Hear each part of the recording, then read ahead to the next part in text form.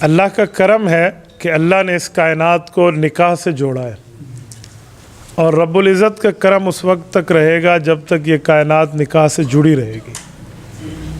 یہ کائنات شروع ہوئی ہے حضرت آدم اور اماں حوا علیہ السلام کے نکاح سے، اور یہ کائنات ختم ہوگی اس وقت جب حضور علیہ السلام نے فرمایا اس دھرتی پہ کوئی مسلمان نہیں رہے گا، حتیٰ یقال فی الارض اللہ اللہ۔ پتہ چلا جب مسلمان نہیں ہوں گے تو نکاح نہیں ہوگا، اور جب نکاح نہیں ہوگا تو کائنات ختم ہو جائے گی۔ یعنی کائنات کا وجود جو ہے وہ وجود نکاح سے ہے۔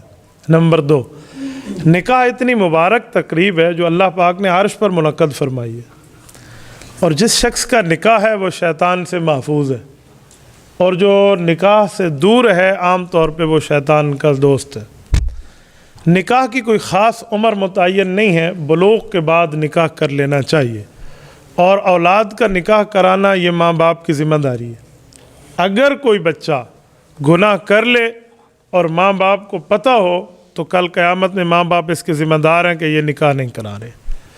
ماں باپ کے 3 حق ہیں۔ نمبر 1، اچھا نام رکھنا، اچھی جگہ تعلیم دینا، اور اچھی جگہ شادی کرنا۔ ہاں کوئی عذر ہے، کوئی وجہ ہے، پھر اور بات ہے، ورنہ سب کچھ ہونے کے باوجود نکاح میں دیر نہ کریں۔ حضور پاک علیہ الصلوۃ والسلام نے فرمایا 3 چیزوں میں جلدی کرو، دیر نہ کرنا۔ نمبر 1، جب نماز کا وقت ہو۔ کیا مطلب؟ اول وقت میں پڑھ لو؟ جی نہیں، مراد ہے نماز قضا ہونے سے پہلے پہلے۔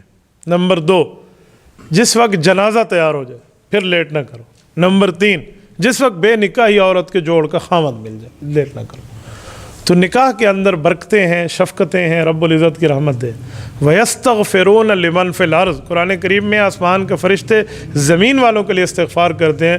ان میں ایک وجہ یہی بھی ہے کہ وہ جو شادی کرتے ہیں اور نکاح کرتے ہیں۔ ایک جملہ ذہن میں رکھیں، نکاح ایسی بابرکت تقریب ہے کہ حضرت عیسیٰ علیہ السلام جب زمین پر تشریف لائیں گے نا آسمان سے، اس کی وجہ جہاد بھی ہے، اس کی وجہ تبلیغ بھی ہے، اس کی وجہ امت کی قیادت بھی ہے، لیکن اس کی ایک وجہ حضرت عیسیٰ علیہ السلام کی شادی بھی ہے۔ حضرت عیسیٰ علیہ السلام کی شادی نہیں ہے جب آسمان پہ تشریف لے گئے تھے، حدیث پاک میں یتزوج ویولد ویدفن معیہ، حضرت عیسیٰ علیہ السلام زمین پہ تشریف لائیں گے، بنو کلب میں ان کی شادی ہوگی، پھر ان کی اولاد ہوگی، پھر وہ حضور علیہ السلام کے روضہ اقدس میں دفن ہوں گے۔ تو ایک وجہ شادی بھی ہے۔ خود اندازہ لگائیں شادی کتنی مبارک چیز ہے۔ شادی اسلام میں 6 چیزوں کا نام ہے، 7ویں چیز شادی میں نہیں ہے۔ اس میں 2 فرض ہیں، 1 واجب ہے، 3 سنت ہیں۔ جو 2 فرض ہیں وہ ایجاب اور قبول، اور 2 مسلمان گواہ۔ ایجاب قبول کہتے ہیں آفر اور ایکسیپٹ کو، بچی دیجیے جی ہم نے لی ہے، یہ آفر ایکسیپٹ ایجاب قبول ہے، اس کے بغیر نکاح نہیں ہوتا، یہ پہلا فرض ہے۔ نکاح کا دوسرا فرض کم از کم 2 مسلمان گواہ ہوں، کیونکہ نکاح اور گناہ میں یہی فرق ہے کہ وہ خفیہ ہے اور یہ اعلانیہ ہے، تو اعلانیہ کی حد کم از کم 2 مسلمان گواہ، اس کے بغیر بھی نکاح نہیں ہوتا۔ جو ایک واجب ہے وہ حق مہر ہے۔ سورۃ نمبر 33 سورۃ احزاب پارہ نمبر 22، قد علمنا ما فرضنا علیہم فی ازواجہم، اللہ نے حق مہر کو واجب کیا ہے۔ حق مہر کم از کم کتنا ہے؟ حدیث پاک میں اللہ کے رسول نے اس کو متعین فرمایا۔ حضرت جابر کی روایت فرمایا لا مہر لاقل من 10 دراہم، کم از کم 10 درہم ہے۔ حضور علیہ السلام کے دور کے 10 درہم آج کے پاکستان کے حساب سے 5000 روپے بنتے ہیں۔ اس سے زیادہ ہونا چاہیے، اس سے کم نہ ہو۔ یہ حق مہر واجب، اور واجب اتنا ہے کہ کسی نے نکاح میں حق مہر نہ دیا ہو نا بیوی کو، اور اللہ نہ کرے بندہ فوت ہو جائے، تو سب سے پہلے قرآن کہتا ہے من بعد وصیۃ یوصی بہا او دین، پہلے حق مہر نکال کے بیوی کو دیا جائے گا، پھر وراثت میں باپ کا حصہ ہے، ماں کا حصہ ہے، اولاد کا حصہ ہے، بہن بھائی کا حصہ ہے، پہلے بیوی کا حق مہر نکالا جائے گا، اتنا واجب ہے۔ اچھا، آج کل لوگ بیویوں کو حق مہر معاف کراتے ہیں۔ معاف ایسے نہیں ہوتا جو لوگ کراتے ہیں معاف کر دو جی معاف کر دو، نہ اس کو پتہ آتا ہے نہ میرا کتنا حق ہے، نہ اس نے اسے دیا ہے۔ لیں، پکڑیں، اپنے ہاتھ میں رکھیں اور اس کو جا کر بتائیں سویا سفید کی تو مالک ہے، تیرا حق ہے، مجھے دے تیری مرضی، کالے چور کو دے تیری مرضی۔ یوں اگر وہ معاف کر دے تو معاف ہوتا ہے، واپس کر دے، ورنہ معاف نہیں ہوتا۔ یہ زبانی کلامی۔ ایک بندہ مجھے کہنے لگا اگر ہم یوں جا کر دیں تو وہ کملیہ جو ولا لے سی، تو میں نے کہا پھر نہ معاف کرائے نا، پھر ان کو دے دیں، تو اسلام دینے کی بات کرتا ہے۔ اچھا، یہ واجب ہے۔ 3 سنتیں ہیں۔ نمبر 1 سنت، رسول اللہ صلی اللہ علیہ وسلم خطبہ نکاح پڑھتے تھے کھڑے ہو کر، یہ خطبہ نکاح سنت ہے۔ خطبہ نکاح کے بغیر بھی نکاح ہو جاتا ہے، لیکن مسنون طریقہ خطبے کا ہے۔ نمبر 2 سنت، حضور علیہ السلام کے سامنے چھوارے مبارک ہوتے تھے۔ حضور علیہ السلام چھوارے اٹھا کر آرام آرام سے لوگوں کے اوپر پھینک دیتے، یہ خوشی کا اظہار تھا۔ آرام سے پھینکے، یہ نہ ہو کہ کہیں دے آنکھیں بگاوے بندہ، تو یہ بھی سنت ہے۔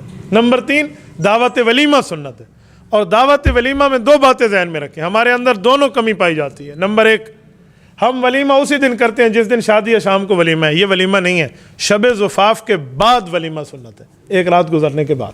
ٹھیک ہے، رخصتی کے بعد ولیمہ سنت ہے، پہلے ولیمہ نہیں ہے، وہ ایسے اللہ کے نام کی خیرات ہے.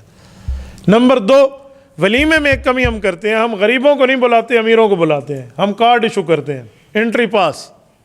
حضور پاک صلی اللہ علیہ وسلم کی حدیث مشکات جلد نمبر 2 میں ہے. میں یہ جب پڑھتا ہوں حدیث میں ہل جاتا ہوں کہ ہمارا عمل اس کے خلاف ہے. اللہ کے رسول نے فرمایا خیر الولیمہ ایک شر الولیمہ ہے. فرمایا خیر الولیمہ یہ ہے جس میں غریب آ سکیں، شر الولیمہ وہ ہے جس میں غریبوں کو روکا جائے. آج ہم شر الولیمہ میں بیٹھے ہوئے ہیں. انٹری پاس ہے نہیں ہے، چل جول بھائی ہم بھگا دے. ہمارے ماں باپ کی شادیاں چل گئی ہیں، کیوں؟ وہ خیر الولیمہ تھے، گلیوں میں ہوتے تھے، کوئی فقیر راہ گزرتا بیٹھ جاتا تھا، کوئی روک ٹوک نہیں ہوتی تھی. اور آج شادیاں نہیں میری دعا ہے اللہ ہر کسی کا گھر بسائے، لیکن جو آج حالات ہیں نا ان میں ایک وجہ یہ شر الولیمے بھی ہے. میری اپنی ذاتی ترتیب ہے، آپ کہیں گے پتہ نہیں حال والوں کا مخالف ہے، میں حالوں میں ولیموں میں نہیں جاتا. یہ خیر الولیمے ہیں ہی نہیں. یہ انٹری پاس ہو تو ٹھیک ہے، نہیں جول میرا بھائی، یہ بات غلط ہے. تو اگر وہاں حال میں رکھنا بھی ہے نا تو انٹری شنٹری والے چھوڑ دیں، اس میں یہ پاس وغیرہ کچھ بھی نہ ہو، ہر کسی کو آنے دیں. مثال ہے جہاں 500 بندے کھانا پک سکتے ہیں وہاں 600 کو بھی پک سکتا ہے. یہ بات نہیں ہے، اسی لیے خیر الولیمہ ہو تو بہت بہتر ہے.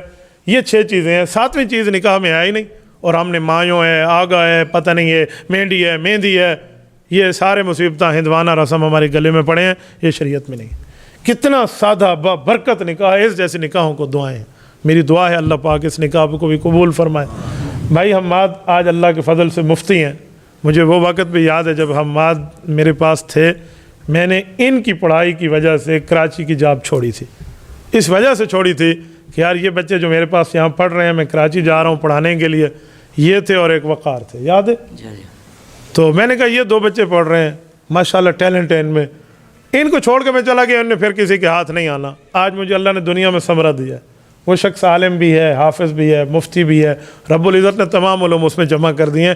اللہ اس کی دنیا بھی بہتر کرے، آخرت بھی بہتر کرے. تو بہت خوشی ہوتی ہے کبھی کہ پہلے دن سے پکڑ کے آپ یوں چلائے ہوں گے اور پھر اس جگہ تک وہ بندہ پہنچے. تو یہ بہت بڑی بات ہے. آج میں خوش ہوں اپنے اس فیصلے پہ کہ میں کراچی پڑھانے نہیں گیا تھا نا، تو اللہ نے مجھے ثمرہ دیا ہے.